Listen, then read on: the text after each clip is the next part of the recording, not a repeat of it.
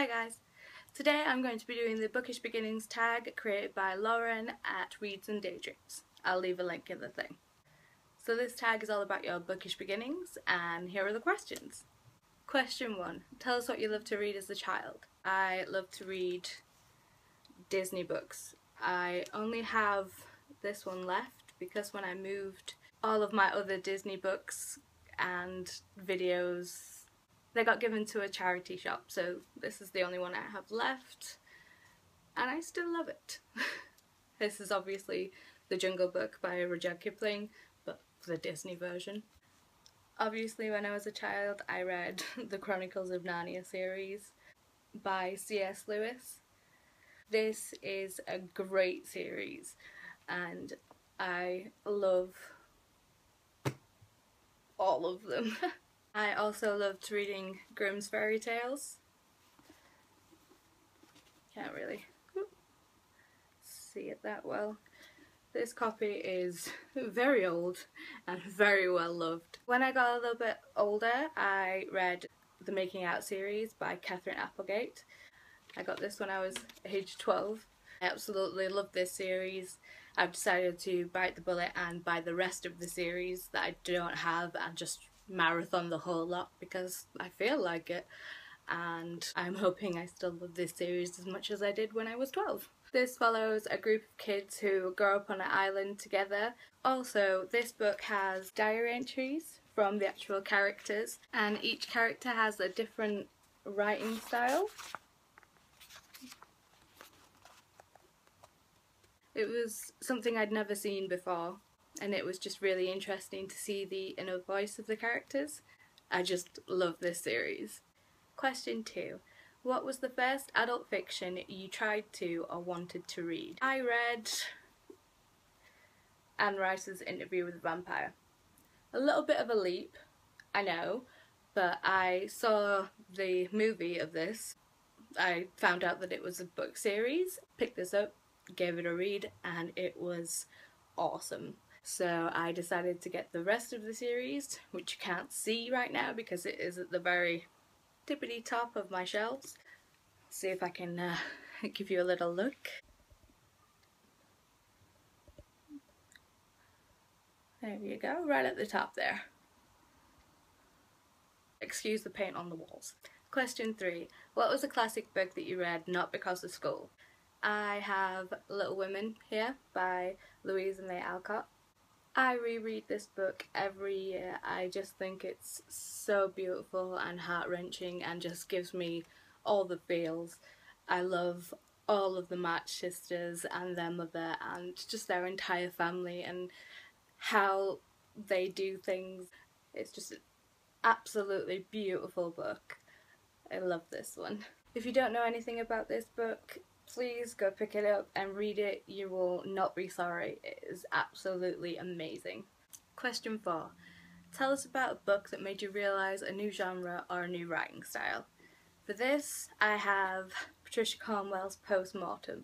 I was sick of rereading the same things over and over again because I didn't branch out or anything. I was at a friend's house. I asked for any book recommendations and she gave me this. Not this exact copy, but I read it and it is amazing. This is a crime mystery book and it follows Kay Scarpetta and other cast of characters while they try and solve a brutal murder, and it is just insane how much detail and just stuff, all the things that get packed into this book. It is a really, really great series and I really need to catch up on this. I've got 4 still to read. It's a good series. And because of this book I have become an absolute mystery and crime fiend. I love mysteries and trying to solve them, and it was just one of the greatest book recommendations for me because it opened up a whole new genre which I love. These two are going to be a little bit shocking because I did read them when I was a lot older. I never read them when they first came out, but Twilight by Stephanie Meyer.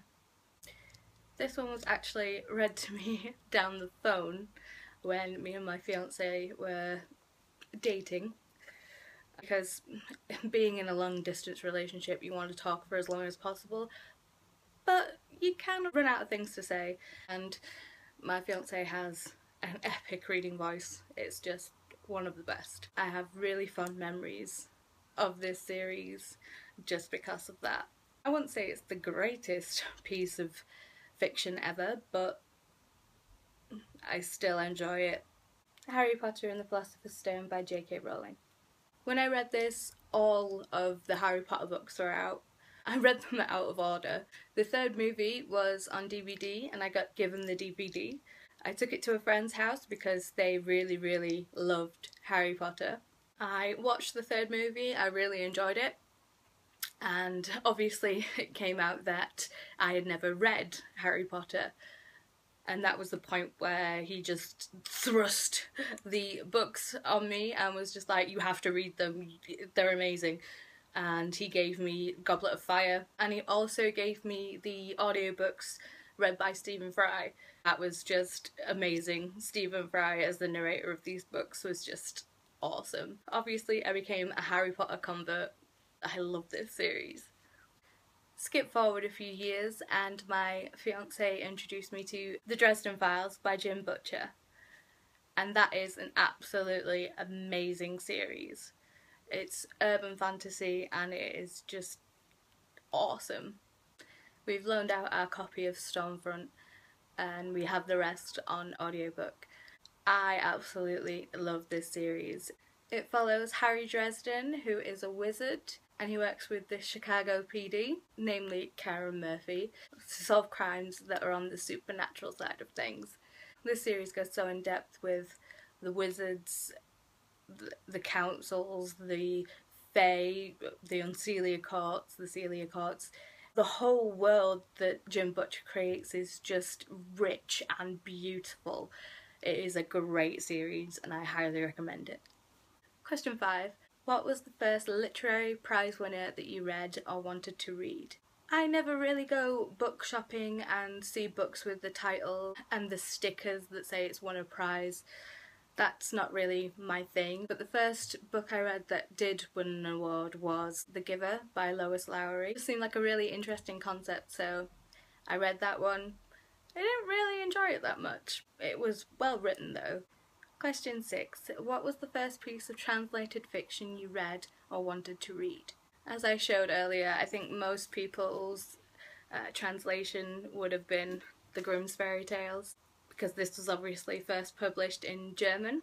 But moving on from that, the first piece of translated fiction I read, knowing that it was translated, was Ruby Red by Kirsten Gier. That series was very interesting. I really enjoyed it when I read it. Looking back on it, I probably don't like it as much, but when I was reading it, I was very engrossed in the story and it was interesting. Finally, question 7. Tell us why you started Booktube and what it was like to film and upload your first video. Terrifying.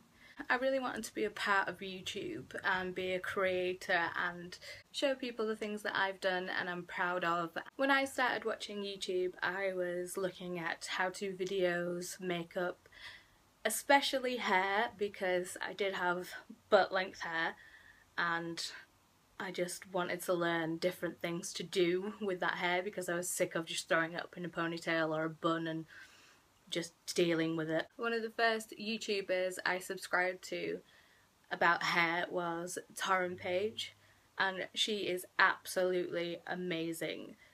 What she does with her hair is just wow, and she gives you really simple instructions for you to follow along and it is just great. Also Siobhan, they're kind of YouTube besties.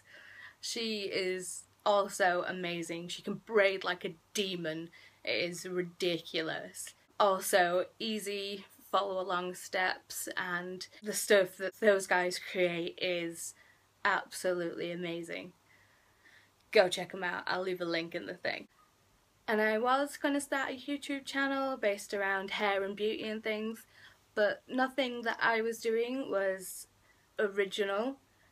I mean, I could re-upload a copy of a hairstyle which I copied from Tar and Page or Siobhan, but there wasn't really much point because it wasn't original, and I didn't see the point of just going on YouTube, filming a video and uploading it, which is a copy of someone else's time and thought process, and I could never do the hairstyle justice like they can because obviously they created it and it's theirs.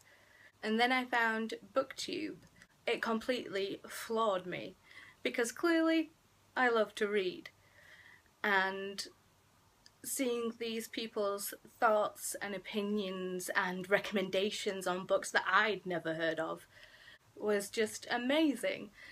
And I thought I could do that because my thoughts on a book are original because they're mine. And even though I might share the same views on a book as someone else, the way that the book felt to me and how I saw the world in my head and how it was created is completely different to someone else who read the book.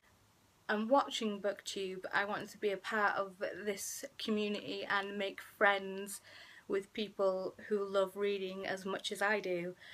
Filming and uploading my first video was absolutely terrifying. I'm not comfortable in front of the camera. To be fair, I'm still not really comfortable in front of a camera, but you know, I get by. Filming the Booktube newbie tag was just scary as hell because it was the first time I'd ever filmed myself and I was putting it on the internet for people to see. I really dislike that video because it just makes me cringe. But having people comment on the video saying welcome to Booktube and subscribing to me because they wanted more content off of that video, what? Is just something that I never expected. Obviously we're filming, we're basically talking to ourselves, but we do want people to watch and share our thoughts and ideas, but you never really think that it's going to happen. And having people comment and talk to me through comments and messages is just absolutely amazing and I love it. Thank you guys so much. I'm really excited to be a part of Booktube and make more things for you guys. That was the final question. As always, thanks for watching. Feel free to comment, like, subscribe, and I'll talk to you guys later. Bye!